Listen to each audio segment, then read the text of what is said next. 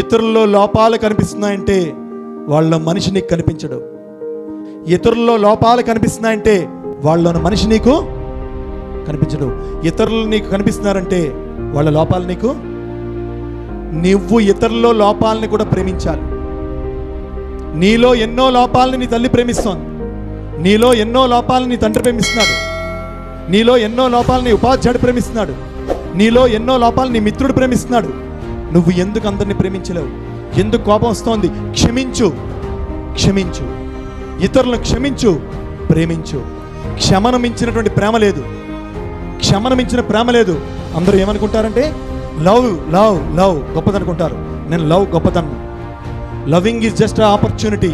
చెప్పండి, ప్రేమించడం ఒక అవకాశం, క్షమించడం అవసరం, అత్యవసరం.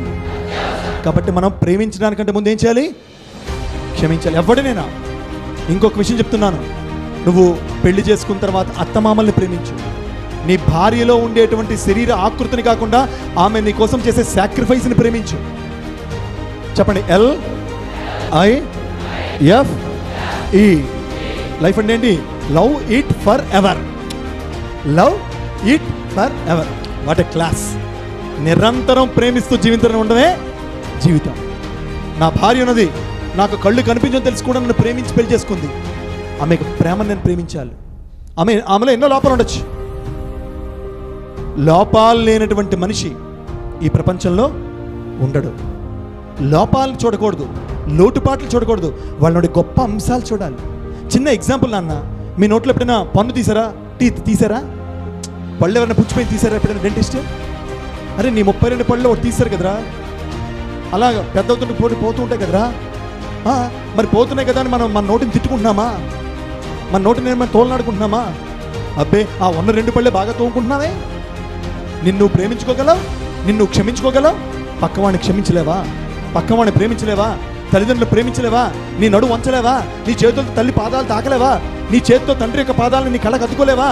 నువ్వు ఎప్పుడైనా ఎక్కడైనా నీ తల్లిదండ్రులు ప్రేమిస్తూ వారిని దైవంగా భావించు. ఇంకా ఏ పూజ, వ్రతము, అభిషేకము, ఏ శివరాత్రి, మహారాత్రి, నవరాత్రులు ఇవన్నీ చేయడం కన్నా ముందు ఫస్ట్ తల్లిదండ్రుల యొక్క తల్లిదండ్రుల యొక్క ఆ పాద పూజ, పాద స్పర్శ ఆ దైవంగా ఎవడు భావిస్తాడో వాడి జీవితాన్ని మహోత్సవంగా మార్చుకున్నట్లు లెక్క గుర్తుంచుకోండి మై డియర్ ఫ్రెండ్స్.